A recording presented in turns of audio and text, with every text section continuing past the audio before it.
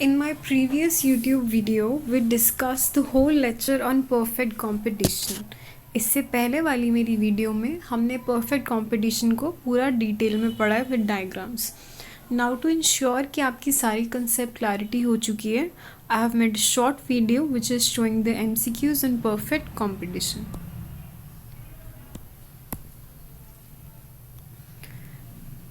अब I will suggest जैसे जैसे एक क्विक क्वेश्चन आएगा आप वीडियो पॉज करिए, पहले आंसर सोचना, फिर चेक करना कि ठीक है या नहीं.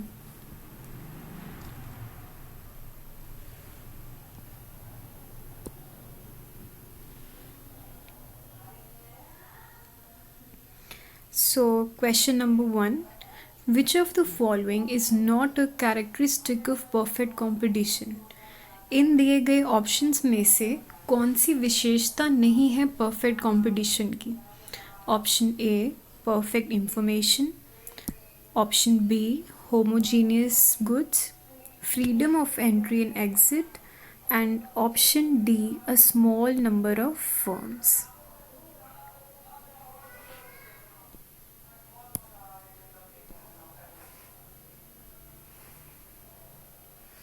अब परफेक्ट कंपटीशन के हमने वीडियो में कुछ फीचर्स करे थे जिसमें परफेक्ट इन्फॉर्मेशन आता है कि बायर्स और सेलर्स दोनों को इन्फॉर्मेशन होती है अच्छे से. होमोजीनियस गुड्स कि वो एक ही तरह के गुड्स सब बेचते हैं. Freedom of entry and exit, yes सबकी मर्ज़ी होती है कि जब सुपर नॉर्मल प्रॉफिट्स होते हैं तो फर्म्स एंटर कर जाती हैं और जब लॉसेस हो रहा होता है तो फर्म लीव कर देती है. फिर ऑप्शन डी आ रहा है a small number of firms. This is not the feature of perfect competition.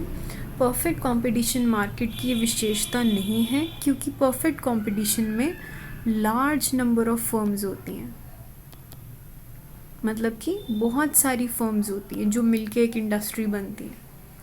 सो इसका आंसर है D.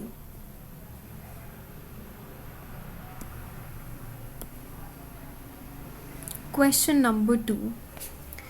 The diagram below shows the cost and revenues for a business. एक बिजनेस के लिए जो वो बिजनेस कमा रहा है और जो उसकी कॉस्ट, जो उसकी लागत लग रही है, वो ये डायग्राम शो कर रहा है.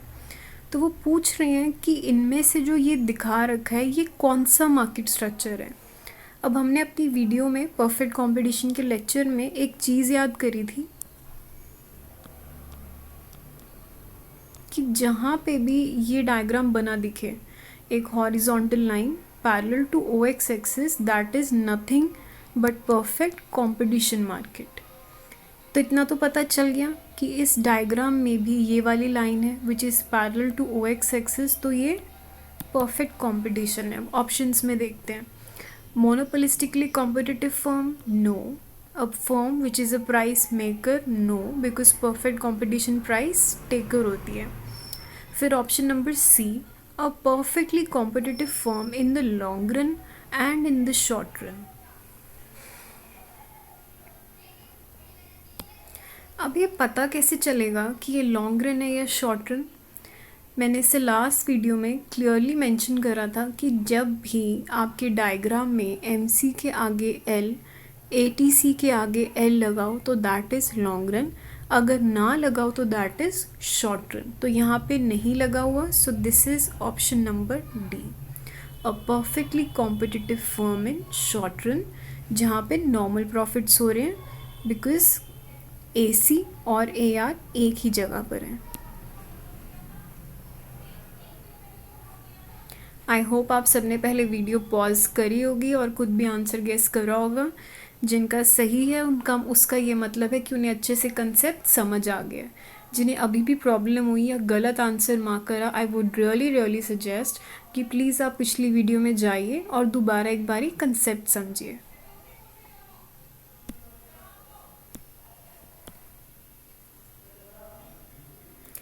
Question number 3. The diagram below shows the cost and revenue for a business. What does the shaded area in the diagram represent? ये नीचे दिया गया डायग्राम आपकी लागत और आपकी आय दिखा रहा है और ये डायग्राम दर्शा क्या रहा है, स्पेशली इसका शेडेड पार्ट.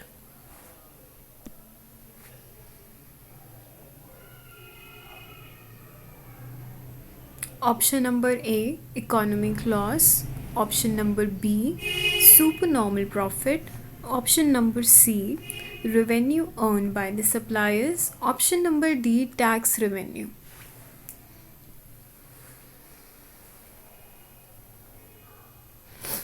अब एक चीज़ समझाई थी मैंने वीडियो में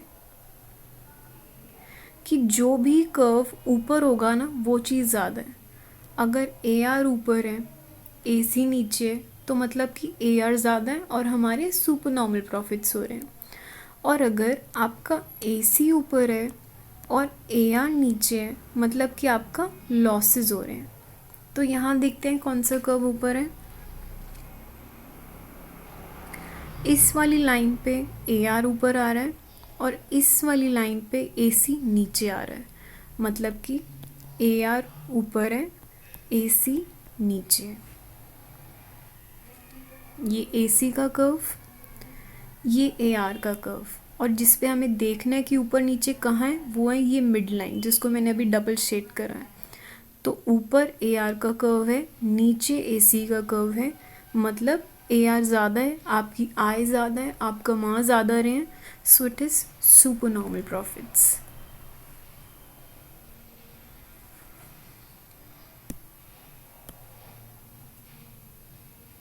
Now question number 4. The diagram below shows the cost and revenue for a business. What does the shaded area in the diagram represent? आपको इस डायग्राम में कॉस्ट और रेवेन्यू दिखाई गई है और शेडेड एरिया क्या दर्शा रहा है।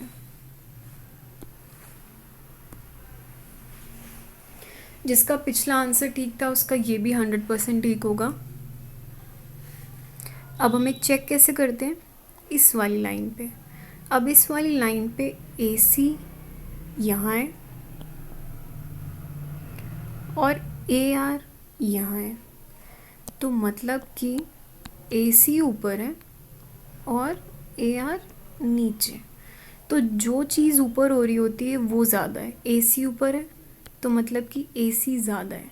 अगर आपकी कॉस्ट ज़्यादा है तो मतलब कि लॉसेस हैं। So this shaded area represent economic loss.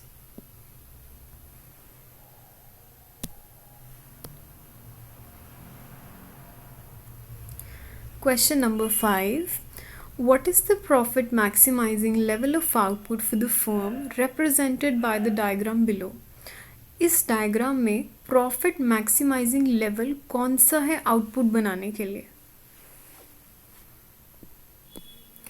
Options given है 10, 50, 60, 80। जिसका ये आंसर ठीक होगा अपने आप को पैड करना, because this is a different question, though easy but different.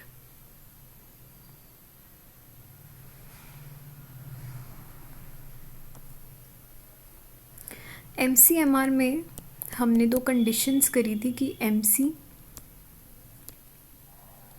Should be equal to MR, और जहाँ भी ये दोनों इक्वल होंगे वो होगा हमारा इक्विलिब्रियम पॉइंट जिस पे हम आउटपुट बनाएंगे।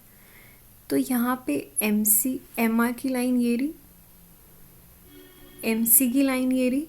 अब आपने बाकी और कोई कर्व्स नहीं देखने, और यहाँ पे ये दोनों इंटरसेक्ट कर रहे हैं और इनके साथ ये लाइन नीचे आ रही है, तो आंसर इज 60। जहाँ पे भी MC और MR इंटरसेक्ट कर रहे हैं that is our optimum level. So the answer is option number C.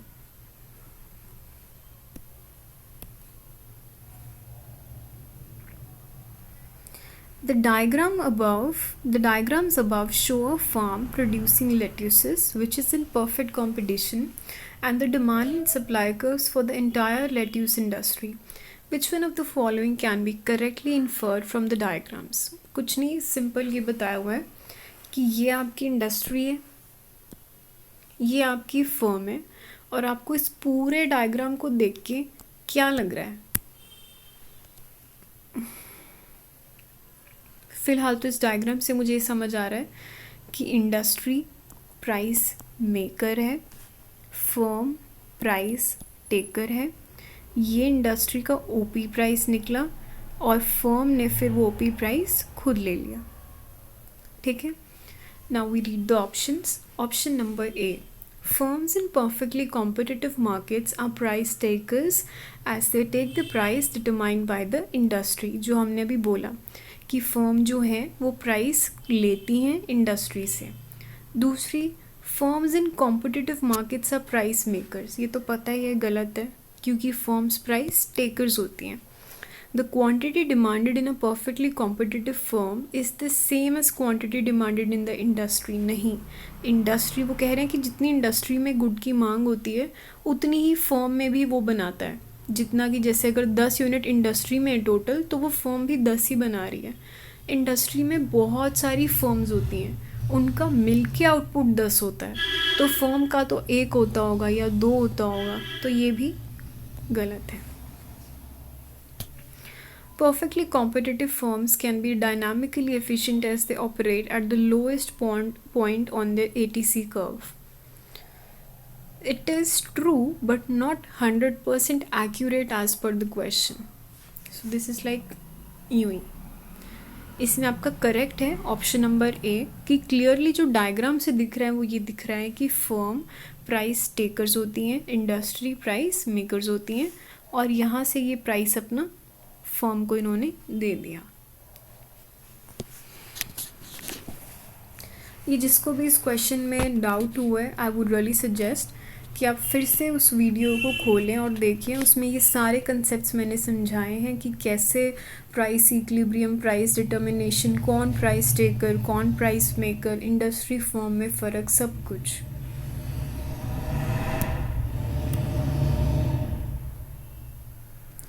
Question number 7. A price taker firm faces a demand curve that perfect competition का डायग्राम कुछ ऐसा होता है.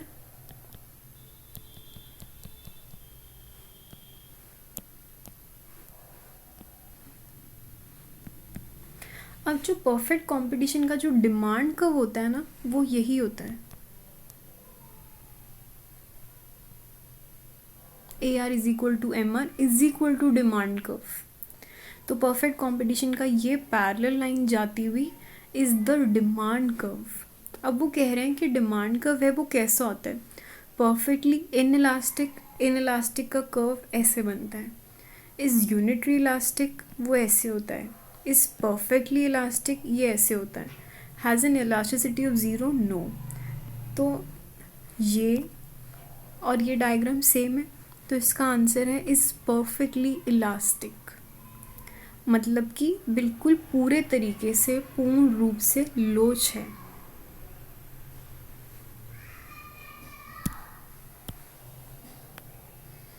Question number 8. The break even point is the output level at which. अभी हमने price perfect competition की TRTC approach में करा था break even point. Let me rewind it hair.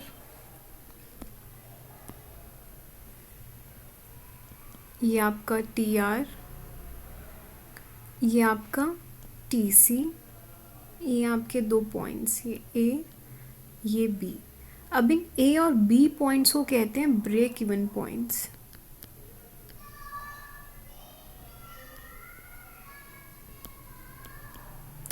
अब उन्होंने पूछा कि ब्रेक इवन पॉइंट पे होता क्या है. MC is equal to MR no. TC is equal to TR yes no no. So तो बड़ा एप्ट सा था. बस आपको याद रखना है कि ब्रेक इवन पॉइंट TRTC में होते हैं, जहाँ पे TC is equal to TR.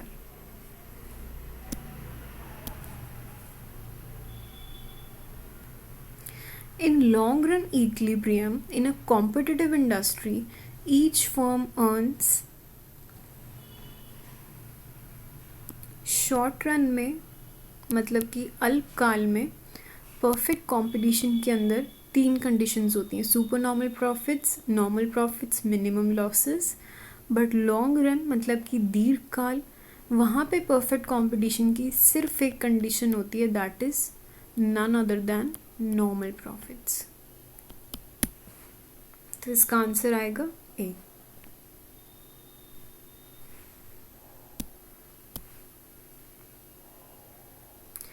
This question is true or false. Question number 10. Since a firm in a perfectly competitive market is a price taker, the demand for this firm's product is essentially a horizontal line. वो कह रहे हैं कि क्योंकि आपकी perfect competition के अंदर firm price industry से लेती है तो वो प्राइस टेकर होती है, तो जिसका डिमांड कर्व है वो हॉरिजॉन्टल लाइन होता है. हॉरिजॉन्टल लाइन ये, वर्टिकल लाइन ये. अभी हमने क्वेश्चन में भी करा था कि A R is equal to M R is equal to demand curve. तो ये हॉरिजॉन्टल लाइन है, दैट इज ट्रू.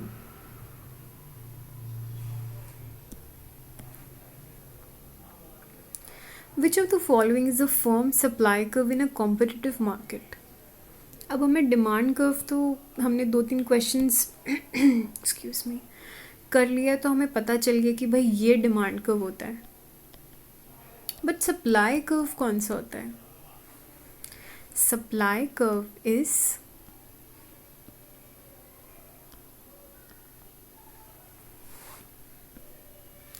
अब ये जो एमसी का मैं स्ट्राइक करके मार्क कर रही हूँ एमसी पार्ट, वो होता है एसी के ऊपर जाता हुआ जो भी एमसी का ऊपर राइजिंग पार्ट होता है वो होता है परफेक्ट कंपटीशन में सप्लाई कर्व. तो उन्होंने पूछा है कि विच of the following is a firm supply curve in a competitive market. Competitive market में सप्लाई कर्व कौन सा होता है? Marginal cost.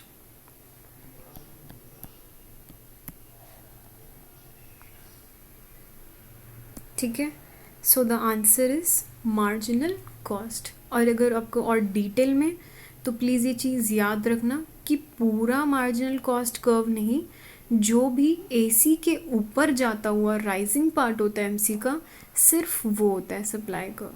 तो अभी तो क्वेश्चन ऐसे आया हुआ है, बट क्वेश्चन में ये भी आ सकता है कि एमसी का लोअर पार्ट या अपर पार्ट या एसी के ऊपर या एमआर के ऊपर. तो आपको ये चीज़ पता होनी चाहिए कि एमसी का वो पार्ट जो एसी से ऊपर आ रहा है वो आपका सप्लाई कर्व होता है परफेक्ट कंपटीशन के अंदर. और डिमांड कर्व जो A R is equal to M R horizontal line होती है ओ एक्स के parallel. So these were all the important questions regarding perfect competition जो एमसीक्यूज जैसे कि नेट के एग्ज़ाम में आ जाते हैं या वैसे भी. बट इसका सेपरेट फ़ायदा क्या है इन क्वेश्चंस का कि ये अगर आपके क्वेश्चंस के देखो कहाँ गलती हो रही है, आपको इनसे पता चलेगा कि आपको कौन से कंसेप्ट में कमी है. बिकॉज़ ये सारे क्वेश्चंस ऐसे हैं जो आपके छोटे छोटे कॉन्सेप्ट्स के बारे में पूछे जा रहे हैं. अगर आपके सारे आंसर्स ठीक हैं सो इट मीन्स आपका परफेक्ट कंपटीशन आपको बहुत अच्छे से आता है. अगर एक आध में आपसे गलती हुई है तो आप पढ़िए उसको, उसका लॉजिक समझिए, कंसेप्चुअल नॉलेज लीजिए. और जितने भी इसमें बचे कुछ टॉपिक्स हैं मैंने अपने परफेक्ट कंपटीशन की वीडियो में वो पूरे कंप्लीट करें. सो आई वुड सजेस्ट जिसकी गलतियाँ हुई हैं आप वीडियो देखिए, बुक से पढ़िए, अपनी और जगहों से रेफ़र करिए और उन टॉपिक्स को क्लियर करिए. एंड फॉर दिस कंफर्टेबल सेक मैंने ये आंसर्स लिखे हैं जितने भी क्वेश्चंस थे. किसी को कुछ डाउट हो, कुछ भी हो, they can comment in the section. So yes, thank you for watching. Good day.